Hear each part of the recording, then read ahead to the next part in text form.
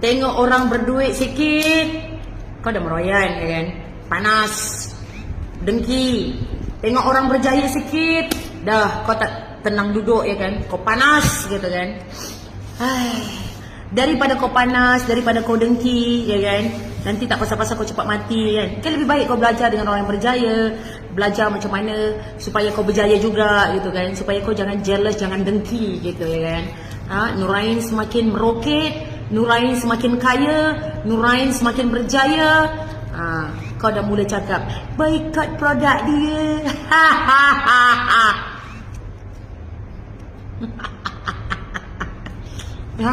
Ya, makan cili tu, ya, biar mulut kau tu tak panas. Hendak makan cili, ya. Jangan panas yang, tak payah boycott.